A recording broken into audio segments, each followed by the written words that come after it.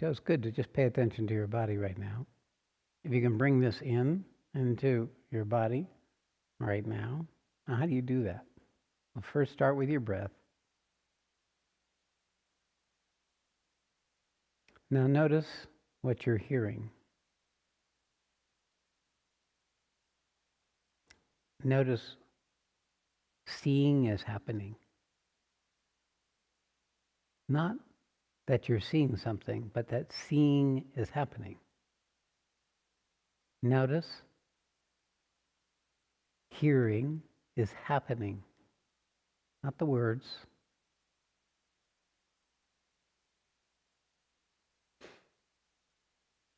Notice when you breathe through your nose. Are you smelling your mask? The residue of your own exhales over the last half hour? Or the air? Or maybe no smell? That's a typical symptom of the coronavirus. But in fact, smell as taste are right down there in earth and water. And since most of us don't live there, we're not aware of our smell unless some emotional component rises up and puts us into that place of consciousness where something stinks or smells beautiful. Wonderful. And taste. How much you pay attention to taste, the water element. Tasting what you just ate. Tasting the residue of your orange juice or your coffee. Or the soda or the wine that you just had at lunch. Or dinner. The residue's there. Or is there just being aware of tasting, of smelling, of hearing, of seeing? Another good one is skin, touch. You move a little bit, you can feel your clothes shift on your skin. So you're becoming aware of what's been going on all along, right? These are always happening, but we're not attending to these happenings. We're rather interpreting the seeing into a scene. That's what mind does. It takes the process and makes it a thing, makes it a memory, makes it an impression. It's the nature of consciousness in the body. It's extremely immediate immediacies. Very, very direct. To stay in waking consciousness enough in this energetic field is actually an act of discipline. It's an effort. It's an effort to pay attention to what I'm speaking of. You're seeing, the current moment of seeing. Yet, this is how you train your awakened self to embody. To begin to claim the territory of the miracle of what a body is.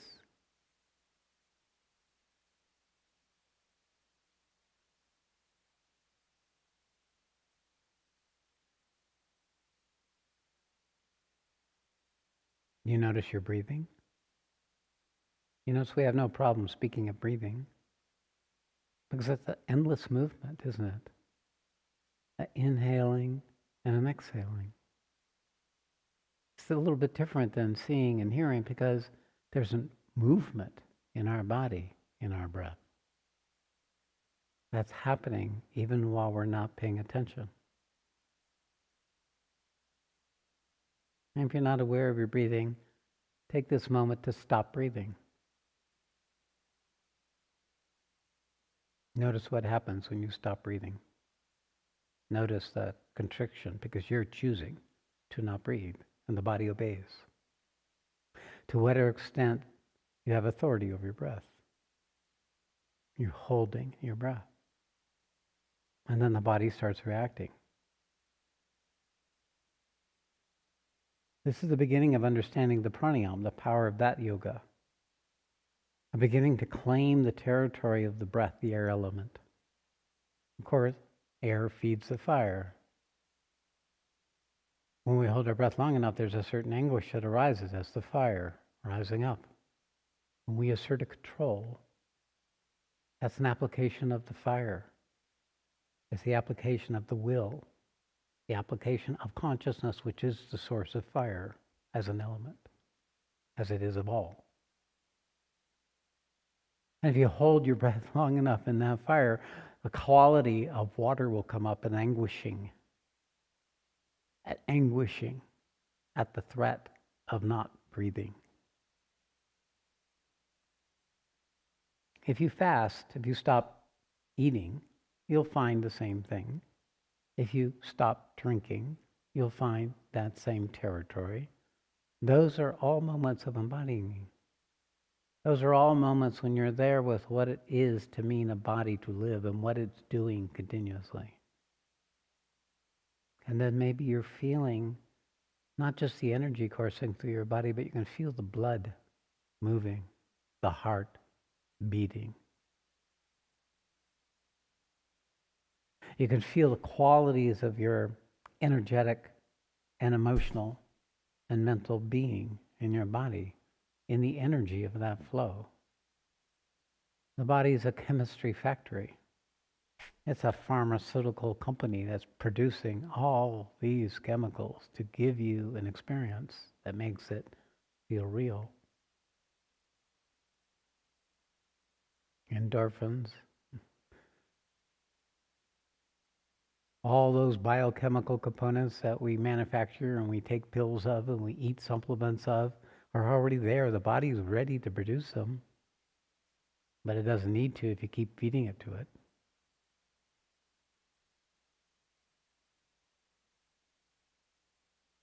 The older we get, of course, the harder that is, and so you do need a little tea or coffee now and then. Keep it kicking. The fire is getting dimmer.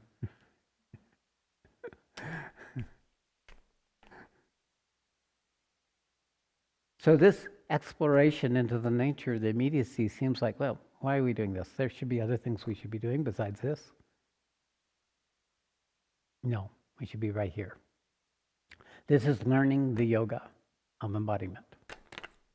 This is learning to apply effort, to choose to be in your body. It is an effort. Why? Because we've been every place else but.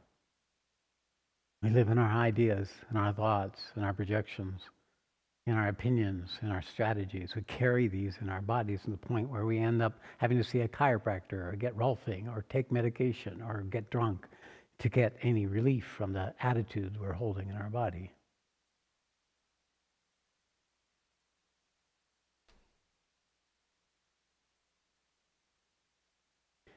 So to be simple, to be steady and still, allows you to be the microscope, allows you to perceive into the areas of the simplicity of the fabric of your own physical existence. And in the process, align yourself through that efforting into a possibility, into a possibility of being more inhabited. Because of course it's not our ego which lays claim for this territory, but it is that from which our ego derives its existence that's inhabiting our bodies, this moment.